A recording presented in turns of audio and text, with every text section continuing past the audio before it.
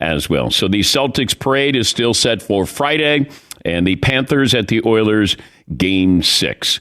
Now, there's not really a headline today, but I did notice this, and I read this, courtesy of ESPN. Rich Paul is the agent to LeBron James. He's the agent to many people. He's also dating Adele. He's a big deal. So he tells ESPN that LeBron is off the idea of playing with his son. That was a big deal.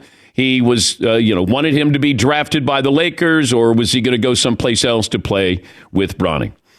Now, there's no excitement with the draft. The most exciting part of the draft is Bronny James, where he goes, which team, and is he going to be a first-round pick? That's about it, because there's no consensus number one overall pick. Nobody's going to come in, at least nobody is reportedly going to come in and change a franchise.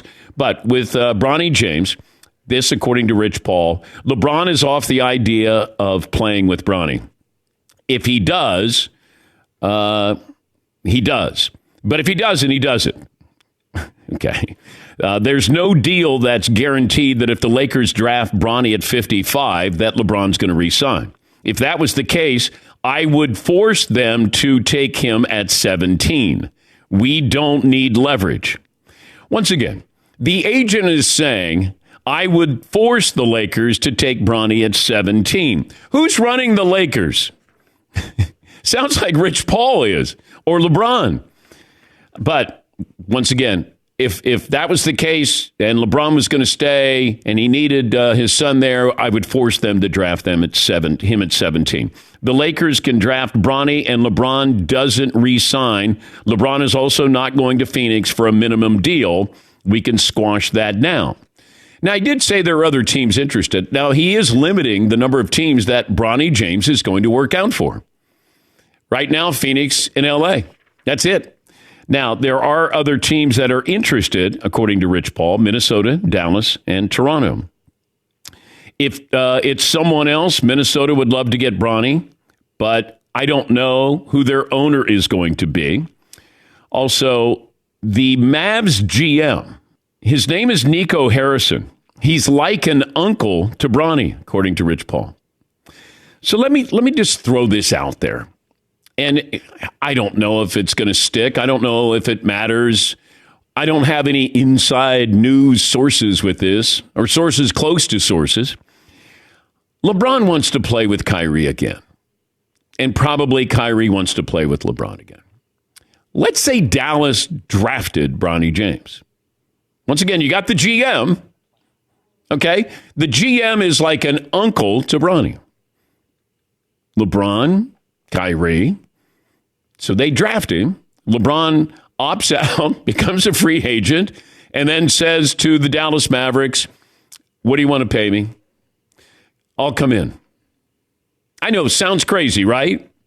But it's not crazy.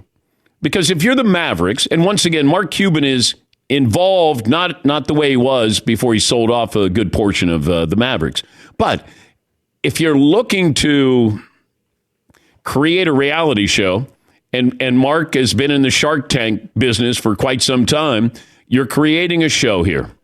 You got father and you got son. You got Luka. You got Kyrie. You got a guy who has been labeled as his uncle, sort of an uncle to Bronny James. Okay. I mean, you got my attention with it. And I just thought, I'll spin that here and see if anybody bites on it. Yes, Paul. Let's make it an actual show. In the next episode of Shark Tank, LeBron James Sr., LeBron James Jr., they walk out with the music playing, the doors open up. We have an idea for you. How about a family package deal to come to Dallas? I did read some quotes from Rich Paul. In the past few months, I think the coverage of Bronny James has been a little unfair. The stories are he won't visit this place, he won't visit this place. And it makes it sound like he's too good for these places, or no, but this is Rich Paul is telling these teams. Bronny's just doing what his agent is telling him to do. Yes, but Bronny is getting the criticism from the average sports fan who reads this story. I read a little background. Rich Paul's been doing this for years, especially with second-round draft picks. Yeah. He's taken players like Taylor Horton-Tucker, and he finds certain places that are interested in him and pre-works the draft, the contract, the elements of it, And he said he's done this for about 6 or 7 other players, just not famous players. Well, he did it to Darius Garland, and he was the number 5 pick in 2019. So he's had players, a couple of first-round players that he's done this to. But he's basically saying these are the teams he's going to work out for. Now, he did go to the pre-draft combine. Everybody got to see him. You want to be able to talk to him. I think that's really the key. And he seems like a level-headed kid. It seems like, he was well-raised, seems humble, doesn't say much, doesn't do many interviews. But I think this is a situation where if you're going to look at the entire picture, LeBron, his role, he could play with Kyrie. I don't know what they could offer him, first of all. I'd have to get, Wendy or Woj on or Shams to be able to say Dallas could offer this. But if he's a free agent, what could you pay him? And if Dallas would pick him, Dallas has a 2nd-round pick. I don't think they have a 1st-round pick, do they, Marv? Checking right now. Okay. Yeah, I think it's like late 2nd round they have. Boy, that'd be odd if the Lakers passed on him at 55, and then the Mavs took him soon after that. But okay, I know it sounds crazy, but it's just more of it could be based in reality because Rich Paul is saying that these are teams that are interested. You have Minnesota, Dallas, and Toronto. So if it's not the Lakers, it will be somebody else. Minnesota would love to get Bronny, but right now their ownership is in a state of flux. And then he says the Mavs GM, Nico Harrison, is like an uncle to Bronny. If the Lakers don't take him at 55, Dallas would take him at 58 and give him a guaranteed deal. Well, now it gets interesting there. Because if you're LeBron, you're not going to win a title with the Lakers. This team just went to the Western Conference. They went to the NBA Finals, I should say. They went to the NBA Finals. You want to play with Kyrie? Sound like Kyrie was trying to play with LeBron? I don't know. Maybe it's far-fetched. Maybe somebody's going to go, that's not based in reality because of this. Yes, Marv. From a basketball standpoint, I hate to be realistic, but from a basketball standpoint, it's another guy that needs the ball a lot. Why are you a buzzkill? Couldn't you let me run with this for more than 9 minutes? You know what? LeBron to the Mavericks? Yeah. Let's go. Let's go. Yeah.